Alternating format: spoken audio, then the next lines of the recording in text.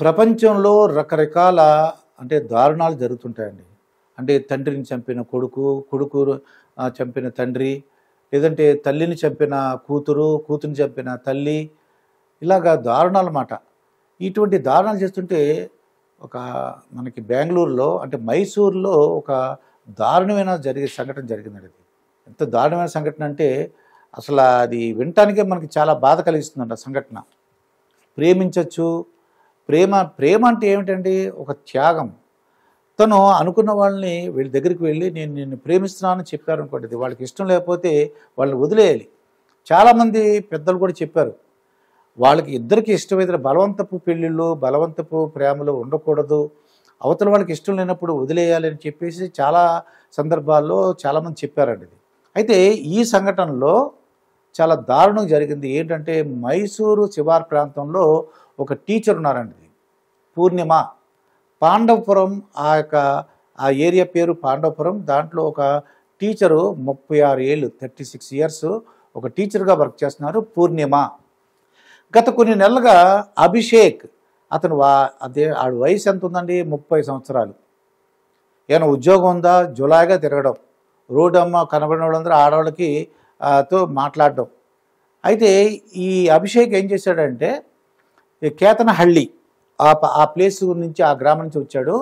వచ్చి ఏం చేశాడు, ఈరోజు ఈ టీచరు వెనకాల వేధించడం ప్రారంభించాడు. నేను ప్రేమించాను చెప్పడం. ఇది తిరస్కరిస్తూ వచ్చింది. నీ వయసు వేరు, నా వయసు వేరు. అభిషేక్ వయసు 30 సంవత్సరాలు, పూర్ణిమ వయసు 36 సంవత్సరాలు. నేను నీకన్నా పెద్దదాన్ని, నీకు ఎటువంటి ఆర్థికపరమైన ఏ జాబు లేదు, నువ్వు ఉత్తిని జులాగి తిరుగుతున్నావు, ఇది ఎలా సాధ్యం అని చెప్పేసి చక్కగా మంచిగా చెప్పింది. అయినా సరే రోజు కూడా బలవంతం వెంటపడటం, స్కూల్ నుంచి వెళ్ళేటప్పుడు మళ్ళీ వచ్చేటప్పుడు వెంటపడటం అలా జరిగింది.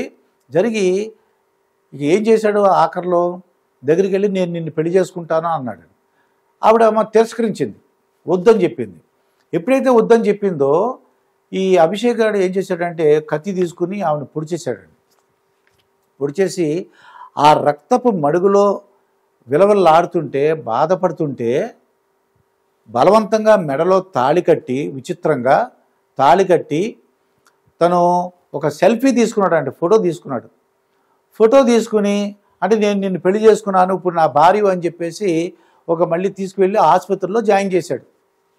ఆసుపత్రిలో టెస్ట్ చేసి ఈ అమ్మాయి ఇంకా అపస్మారక స్థితిలోకి వెళ్ళిపోయింది, ఇంకా చనిపోతుంది గ్యారంటీగా, బ్రతికే అవకాశాలు లేవని చెప్పేసి ఆ డాక్టర్లు చెప్పారు. వెంటనే అక్కడి నుంచి పరారైపోయాడండి ఈ అభిషేక్.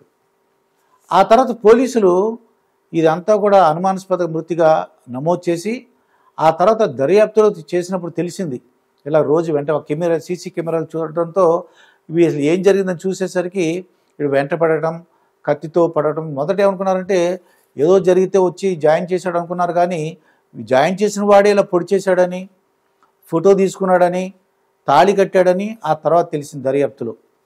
అయితే ఇటువంటి వాళ్ళని ఏం చేయాలి? అసలు సమాజంలో ఇటువంటి ఎందుకు మనం మొట్టమొదటే ఎందుకు గుర్తించట్లేదు?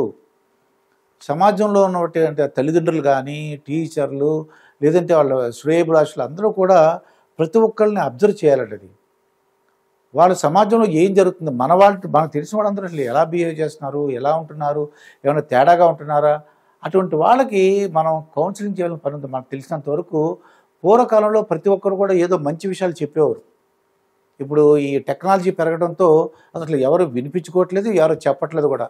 చెప్పేవాళ్ళు కూడా మనకెందుకు అంటున్నారు, చెప్పినా వినడంటున్నారు. విన్నా వినకపోయినా చెప్పాల్సిన బాధ్యత మనకుంది.